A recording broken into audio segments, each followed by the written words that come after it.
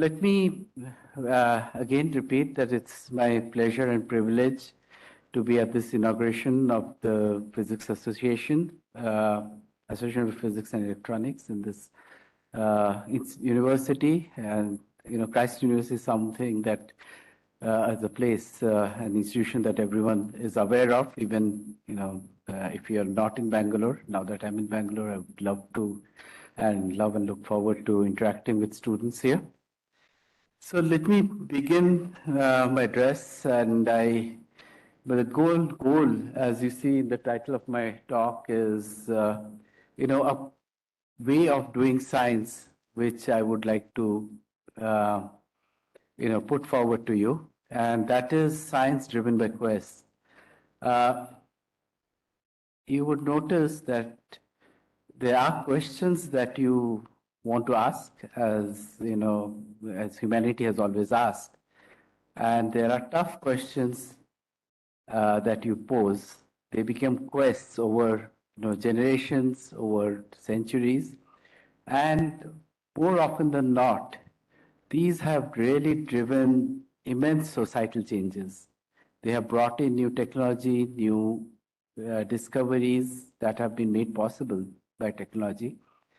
And that is the story I wanted to put forward to you, that you should look at science as a necessary part of society, because it's the questions that we pose as scientists that have brought to you the mobile phone that you have in your pocket, or the GPS that you use in day-to-day life, and everything, almost everything, even the electricity that we use and take for granted was once a phenomena that was being displayed by scientists, being discovered by scientists. So in that context, I wanted to dwell on a quest that has recently been achieved and has opened up a new field of doing science, and that is science done with gravitational waves. So if you go to the next slide. So if you are aware that our current understanding of gravitation is given by Einstein's theory of gravitation. We had Newtonian gravity. We all must have done it in our school days, but that was already proving to be inadequate to explain certain discrepancies that we saw in the motion of planets. And Einstein's gravitation theory is also interesting because it sort of replaced this notion that there are forces. Gravity being a force like electromagnetism, it replaced that with the idea that any mass or matter, it curves the space-time, the very fabric on which we operate, like space and time. And essentially, matter is told how to move on that. The straight lines in that space-time are actually the paths on which um, particles move. So as we see the Earth, revolving around the sun, in Einstein's gravity, the idea is the sun has deformed the space-time around it to the extent that a straight line on which Earth is moving is actually a almost closed orbit. You come back to it. It's okay. But that was understanding came, and we have really unraveled a lot with Einstein's theory of gravity over the last century since Einstein proposed it. But there's one aspect of it which was qualitatively different from Newtonian gravity. There were, orbits could be slightly different because of in Einstein's gravity versus Newtonian gravity, and you could think, okay, can I play around with Newtonian gravity, add some terms and make it work? But there's something that could never fit in Newton's gravity, which was a prediction that Einstein made about a year after he revealed this theory of gravitation, the general theory of relativity, that there are gravitational waves. So if matter is curving space-time, and that matter moves rapidly around, or there's a configuration of matter that changes rapidly, then space-time being now flexible, reacts to it in the same way that when you dip two sticks in the water and move them around, you generate waves. In the same way, very massive objects in the universe, when they are moving rapidly, they generate waves. And these gravitational waves were a fundamental prediction of general relativity. And the quest for measure them started way back in the 1970s. And the quest succeeded in 2016, or 15, 16, whichever we want to. The announcement was in 2016. And you can imagine what it takes to do that quest and the kind of physics and physics and technology that you had to bring to bear to make this happen, right? So I'll be telling you about that story.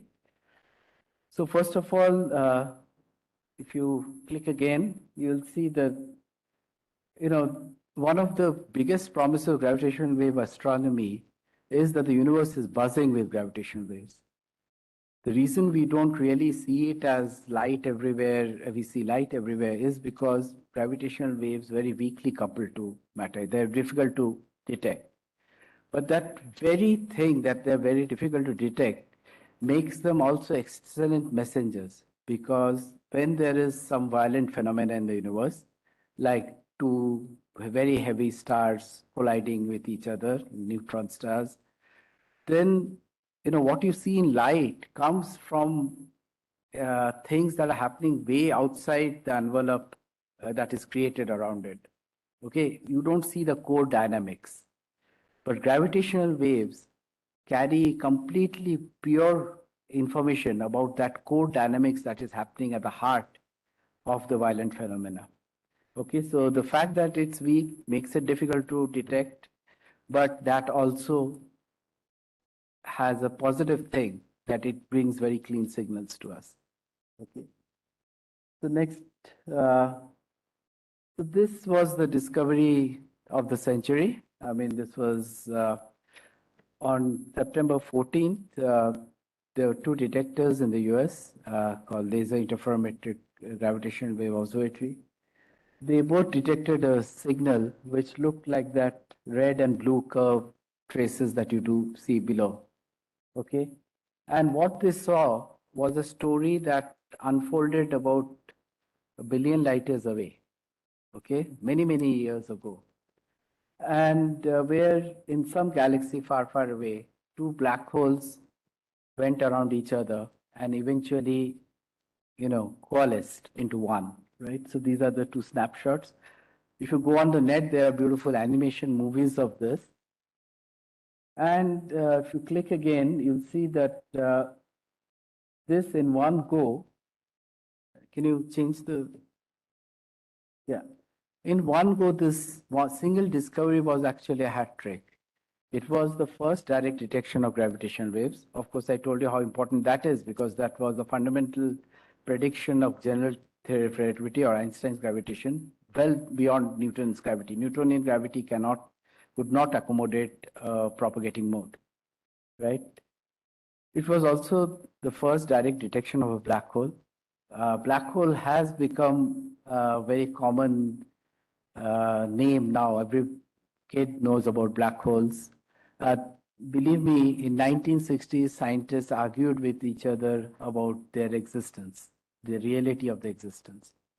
So they've come a long way, and now we have experimental observational verification that black holes do exist. This is a direct detection. And also in astronomy, although we suspected there must be black hole pairs, just like we have other stars and pairs, this was the first time you saw a binary black hole go around each other and coalesce. So you saw that entire phenomena. Okay. If you click, then I wanted to emphasize that in India, science around gravitational waves is as old as the field itself. So Professor C.V. Visheshwara, who was for part of his career at Raman Research Institute and a later part at the Indian Institute of Astrophysics. In 1971, as a graduate student, late graduate student in Maryland, predicted one of the signals of such mergers called the ring down. There were also a couple of groups which worked, one in Bangalore, one in Pune, which worked on very foundational issues of how you would detect such black holes, both from the point of view of how do you need to deal with the data, noisy data, to extract the signal, also what exactly would the signal look like. So these were the two important things. To go next, I mentioned that these are violent phenomena, so I wanted to tell you how violent they are. Right, a black hole of 30 solar mass is roughly, on this scale, the size that is shown here, right, on this map. So it's like a city or slightly bigger than the city. 30 solar masses means 30 into 10 to the power 30 grams packed into a city, right? So this is 30 suns, you pack them up. Sun is much, much bigger than Earth, right? You pack them into this thing. It's a very dense object. Now, these two went around each other and then formed a single black hole, which was 70 solar mass, 67 solar mass, in fact. And if you click, you will find that as they merged into each other, they were moving at speeds very close to the speed of light, exceeding half the speed of light. Now, yes, we do, as physicists, we do study collisions at almost the speed of light. This is done in the Large Hadron Collider. There are protons which are sped up and then they crash into each other, or heavy nuclei crash into each other. Okay, but that's just a proton.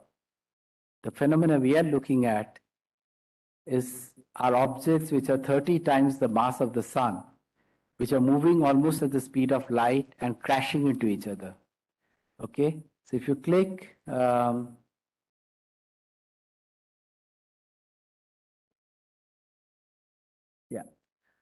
So it was so violent that in this event, 3 sun worth of matter just evaporated into radiation. The E equal to mc square, where matter is, transformed into energy. The form of energy normally we talk about is electromagnetism. Here, it's gravitational wave energy.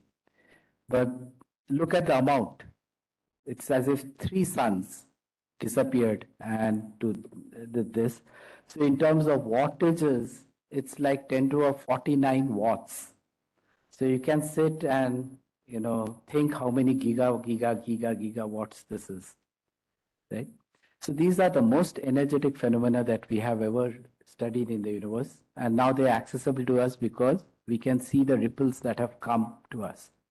Next. Similarly, these were black holes. There are also neutron stars, which are basically dense stars, which are entirely made up of nuclear matter. Okay, and when they crash into each other, they not only produce gravitational waves, they also produce electromagnetic waves that you can see across the spectrum. So there was one such event which was followed up by many, many observatories across the world. Okay, so this is sound and light. I mean, gravitational waves are often talked about in terms of sound because LIGO frequencies are the same as the audio frequency. So at this point, we have discovered about 100 such events during the few runs. And this is a field well on its way. Can you move to the next slide, please? The main thing I wanted to point out is, so this is something that shows you how important the quest was. Now, what was required to make this quest possible? What was required was to be able to measure the distance, monitor the distance between two mirrors placed 4 kilometers away at the level of 10 to the minus 18 meters. Okay, I don't know how many of you are familiar with the size of a hydrogen atom. That's 10 to minus 11. The nucleus of the hydrogen atom is 10 to minus 16. You're 4 orders of magnitude smaller displacements of the mirror that you're monitoring. Okay? So the way you do it next is to breach this possibility, right? I mean, we have always made progress, as I said. Science forces technology to go beyond what is possible. So you see in these dashed lines, the general distances that we monitor. I mean, you may go on an international trip that will be megameters, and you probably measure things at millimeters daily. Here, if you press again, well below the atomic and nuclear scales, you are pushing the boundaries of scales at which you are measuring things. Okay, this is a field called metrology.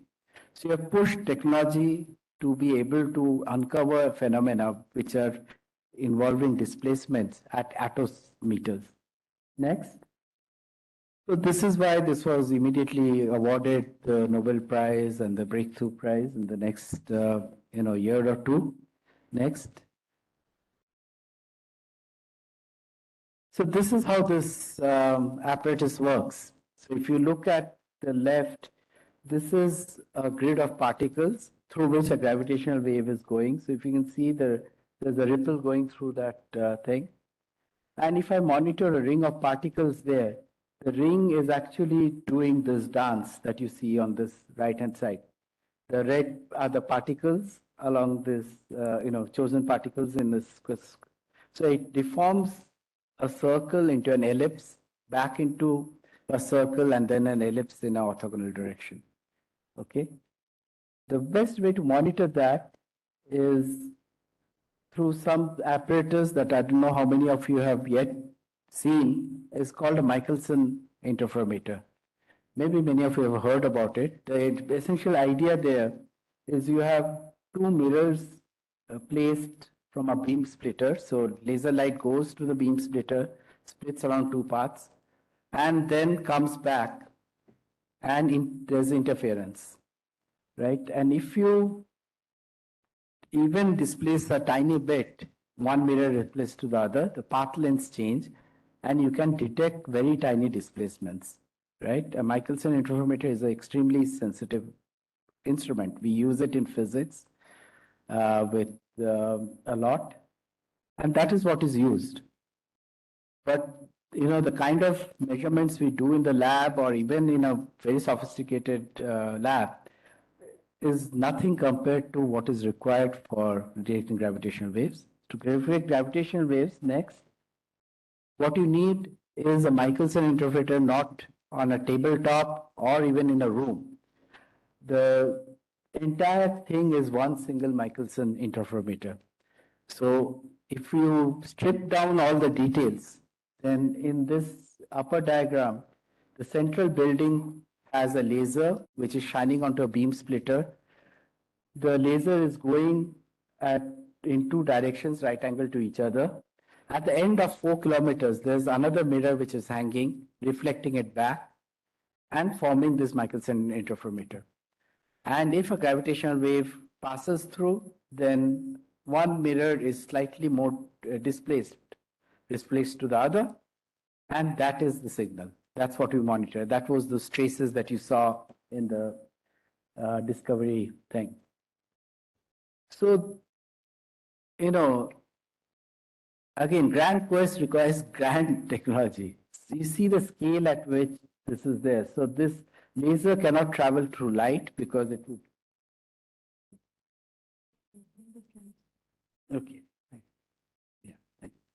So you can see that here, the vacuum tubes, the laser travels through vacuum, because if it is ordinary light, the atoms of the air will scatter and create noise.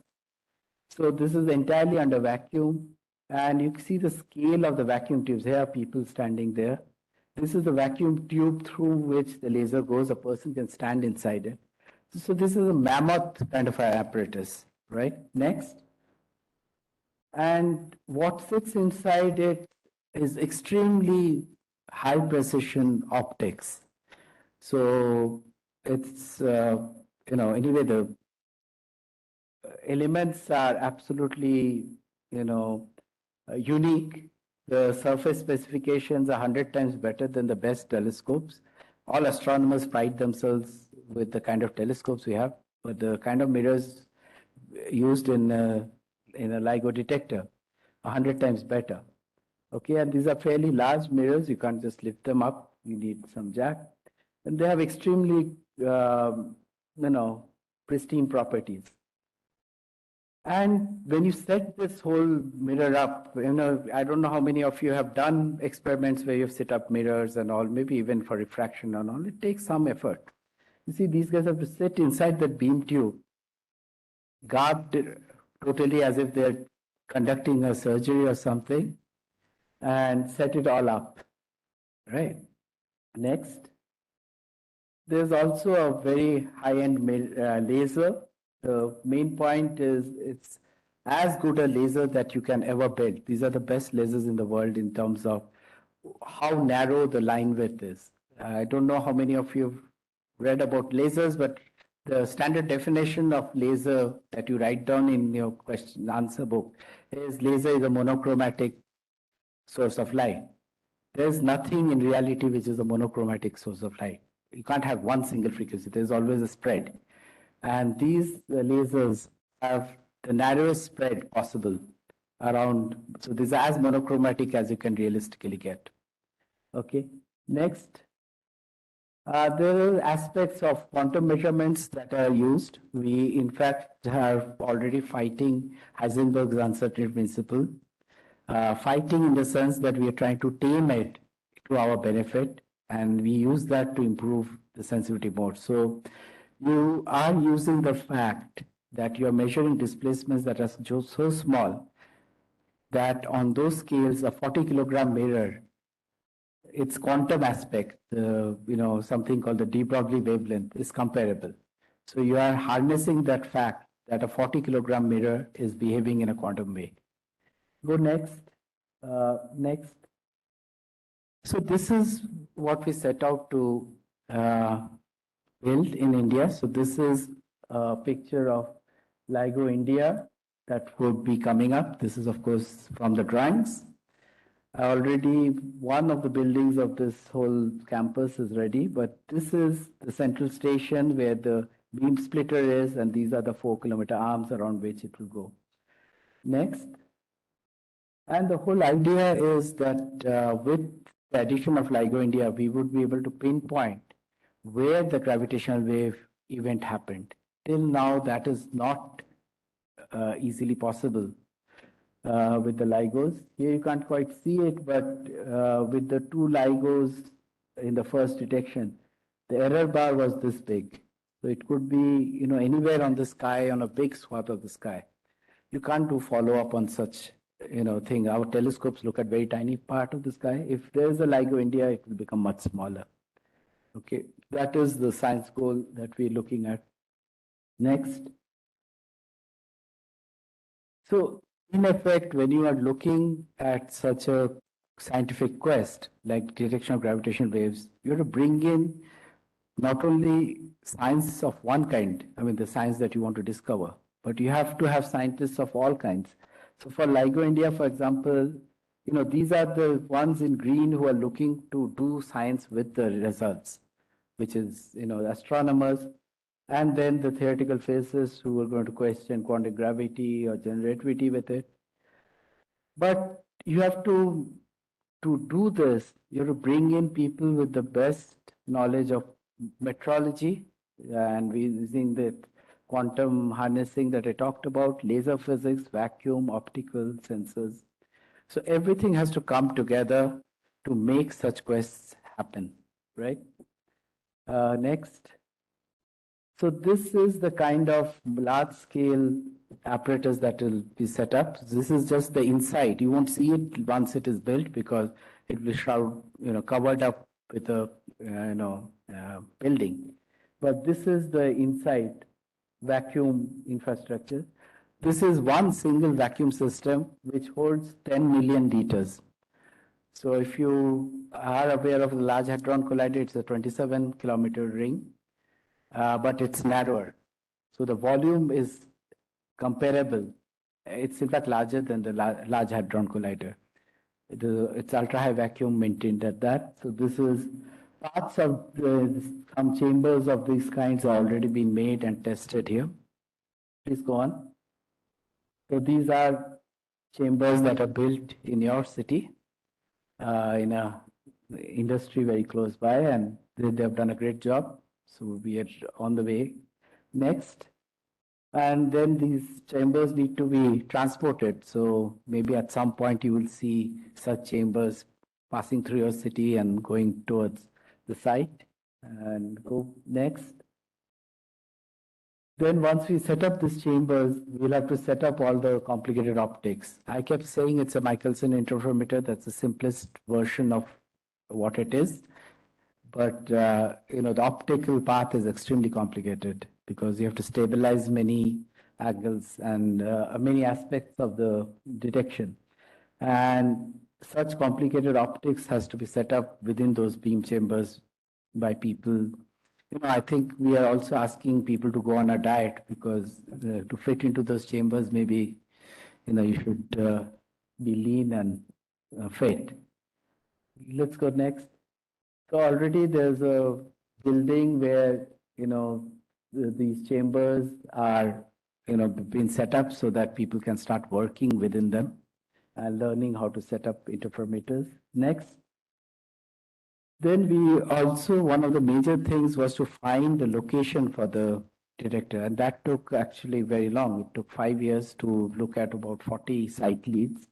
And finally, we homed on to a site, which is in the next slide, right in the middle of the Deccan Plateau, where you have a star. Okay, and this is a little town which is 70 kilometers north of Nanded. It's also about six hours drive from Hyderabad. And so this is where LIGO India is coming up. If you see next, these are very old photographs of surveys being done to see what the soil is like up to some depth, some excavations being done. Next. We already have this building. This is again dated. I'm sure they have painted it up by now, but this is the first building on the site. This is all-weather station, fencing. Next. We have guest houses, so maybe sometime when there's enough to show, we'll be bringing in people to look at it. Next. Next, let me say, so this is a quest. This has opened up a new area. Now, what are people doing? Are they just happy with this 4-kilometer thing? No. Scientists are looking to build much better detectors which will look further away. So next, you'd see this is a project proposal to build a laser interferometer, not 4 kilometers, but 40 kilometers in arm length. Okay, the advantage there would be at this point, we are barely seeing the most distant objects. Here, this detector will see almost every black hole merger and neutron star merger that happens in the universe. It will have the sensitivity to do that. But it will also take that much time. So probably when you guys are well into your research careers, whoever takes it up, or your middle-aged people, so this is around 2035 to 40 or maybe longer. Next. The Europeans are proposing to do something different. They want to go underground to reduce the seismic noise.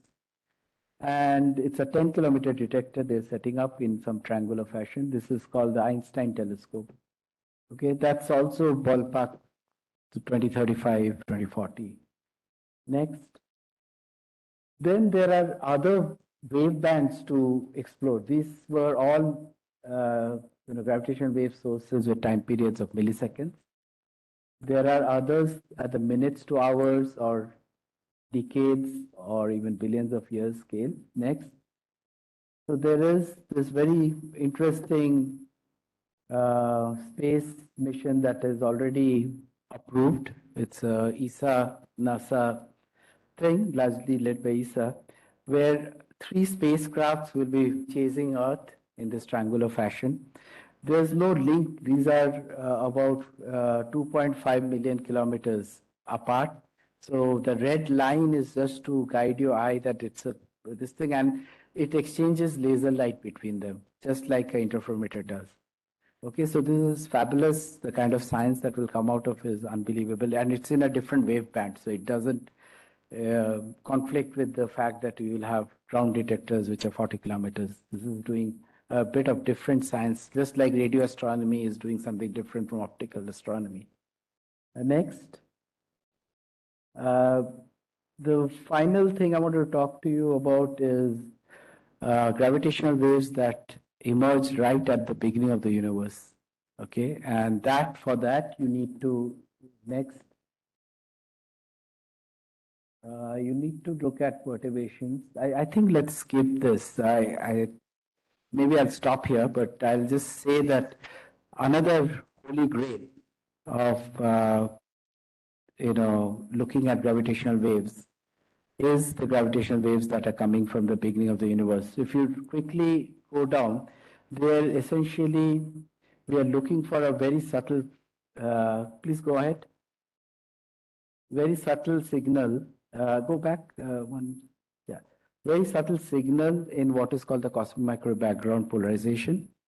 And again, just like it was difficult to achieve the sensitivity, it is very difficult to achieve the sensitivity to do this. And so there's a proposal to ISRO next that we put forward for a satellite that would do that. And this would really be interesting because it will detect the first gravitational waves that were generated exactly at the beginning of the universe, right? So this is the most fascinating area where, we'll be even probing things like how the quantum world and gravitation gets together, okay, which is a big challenge. Can we go next? So this is the consortium which made the proposal to ISRO in 2018, and we're still discussing this. Can you go next? So the idea is a fairly large satellite, 4 meters in height, 4.4 meters in diameter, which will be launched by the best launch vehicle we have, GSLV Mark III. And this will be launched towards next. So this is the sun, earth, moon. This will be parked at something called the second Lagrange point, and it will look away from the sun, earth, moon, and map the sky. Next. I'll stop here. So I've given you examples, even within the field of gravitational waves, of quests that are grand and the challenges they pose to meet them. And what I want to emphasize is each of these challenges doesn't just require a smart theoretical physicist or a smart experimental physicist of a particular kind. It requires people of various calibers and caliber skills. And, even the brightest person may not be very good at sitting inside a vacuum chamber and patiently doing that. So patience may be overshadowing other qualities in doing this. There are people who have to do very smart algorithm development. There are people who have to do very smart mechanical engineering or analysis of such subjects. So any such quests, when they are met, we just look at the newspaper clips and say, oh, wow, US did this. What you should realize is what underlies it. The pyramid that is there, which is built up of people with various capabilities working together to a common goal. Okay, and that's very important for young people to realize that these things don't come easy. They come over decades. They come over decades of working together, appreciating various different skills, right? It's not that, I know I'm the smartest at solving an equation. I don't care about someone else who can do something else. You have to care if you want to get to this really top-end quest. So I would like to end by saying, you have an association now, and, I would like to see people understand that, a lot of the science and technology is driven by quests, and, you should really pose questions that are worth answering through a lot of human effort. and ingenuity. Thank you.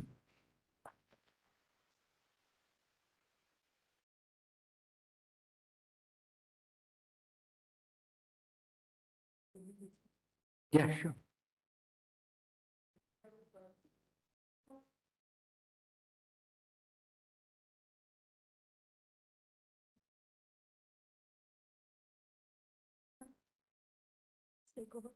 Yeah, sure.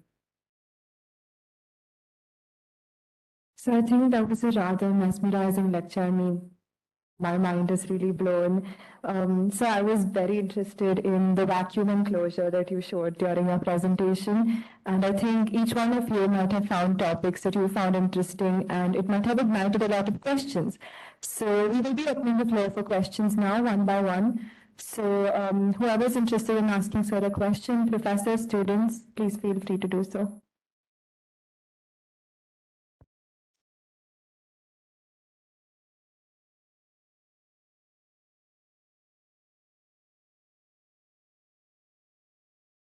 Check. So I'm an undergraduate first year student. Yeah. So people in India don't realize the importance of astronomy and astrophysics. So what's your advice for one who's interested in astrophysics and astronomy? So, I don't quite think that it's not as if people in India do not appreciate astronomy, astrophysics. Just like many other fields, it is true that every field we are a bit subcritical. We don't have as many people that should have. But I don't think there's any strong bias against astronomy and astrophysics. Do you sense that? I didn't sense that. We have very good research groups and support for astronomy and astrophysics. so because lack of support for the talent use, Sorry? like in the reason the India is low in space industry is because lack of talent use. But like it's not about lack of talent use, it's about the opposite forces on the talent use. Yeah, I mean, I agree. I mean, India, maybe one of the slides had it or I didn't, I don't remember. But one of the reasons when I talk about a project like LIGO India, question people ask is why India?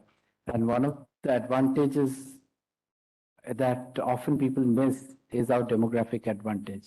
India is one of the very few countries in the world which has enough talented as well as trained people who can get deployed if we use the opportunity right.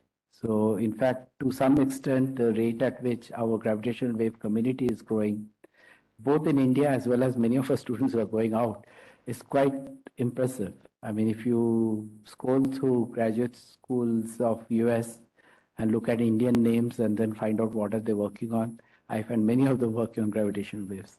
And that's largely because we have stepped into it 10 years back.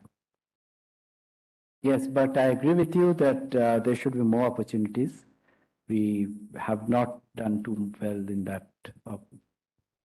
So, considering that gravitational waves have already been discovered, and and what we found the two black holes, merging of two black holes. So, what are they aiming for with this LIGO India? Like, what is that thing which they're aiming? That's a good question. So the point is, even when we proposed it, it was very clear that by the time LIGO India comes up, discovery should have happened. But it is like a difference between discovering that there is light, which was Hertz's experiment to show that, and then the question is what do you do with it, right? So what we have done, or if you say Galileo's telescope, it looked at now if you improve that, you can look at many, many systems. So black hole pair is not one single, there is one pair of black holes, but there are populations of black holes, and we would like to know what are the masses of them. We need to know where they form.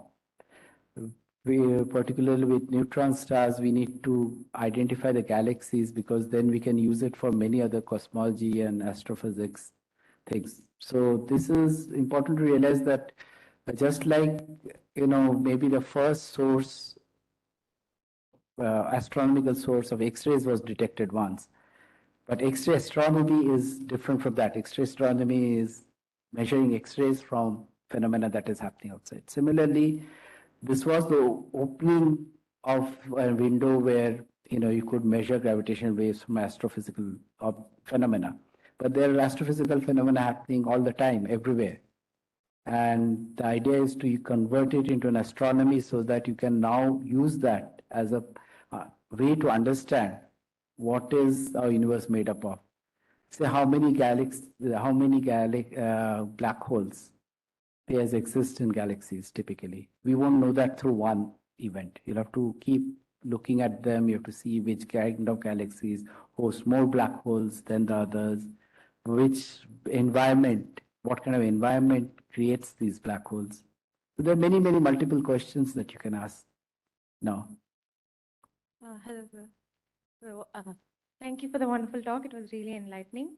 So, you were talking about the gravitational wave from early universe, right? So, I was wondering, like, what kind of gravitational waves would we be observing, and also how much of the theory behind the creation of that has been covered? So, is there more theory to be found, or will the observation give rise to more theories?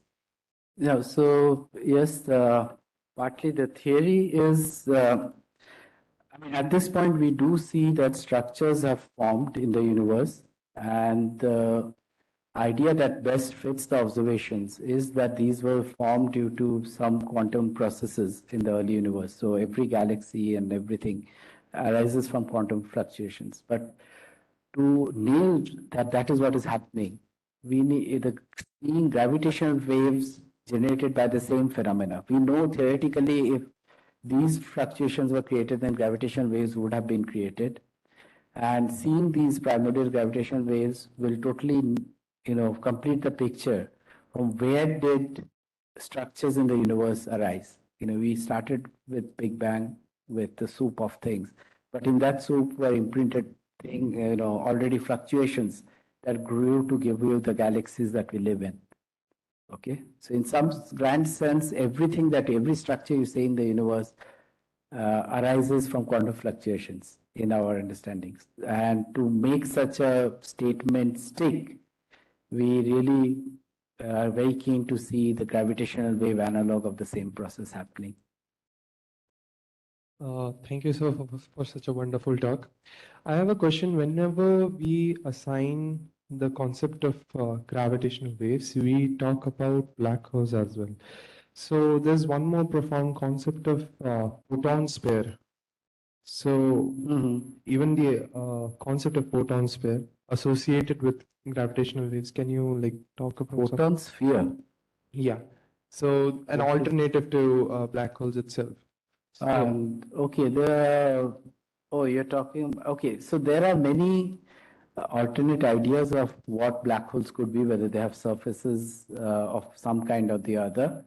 But at this point, what we are talking about is within the scope of generativity, and there the event horizon of a black hole is doesn't include anything like a photosphere around it or photon sphere, or there are firewalls, all kinds of things people talk about. These are discussed in the context of more speculative theories which go beyond generativity.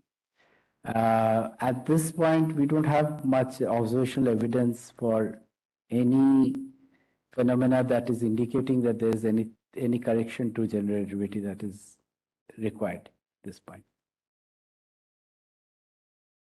Hi, sir. So there was recently a paper that popped up which is under review, which predicts a black hole merger within the next 3 years or so. So using that as a basis, how is there going to be a change in the way we take measurements or readings using interferometry? Apart from, so far we used to keep it open, and in case we got a reading, we used to make the most out of it. So how is it going to change that? Okay, if we can expect.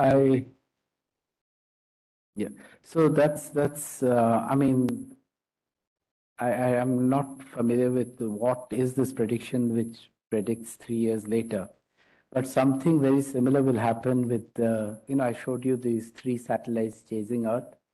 that detector will see black holes orbiting around each other, which then will coalesce and will be seen in LIGO, in the ground-based thing. And hence this LISA, the laser interferometer space antenna, will be able to tell you months in advance where and when an event will happen very precisely. So that will be in the 2035 plus era. Something like what you are saying will be reality. We will be able to actually wait for signals to happen. We'll know that spot somewhere there will be a event happening.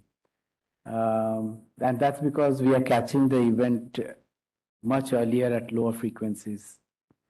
So yes, things will change. I mean, you will anticipate and you'll keep things ready for that.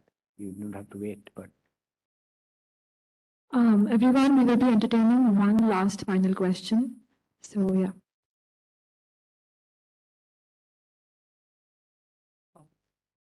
Thank you, sir. It was a great talk.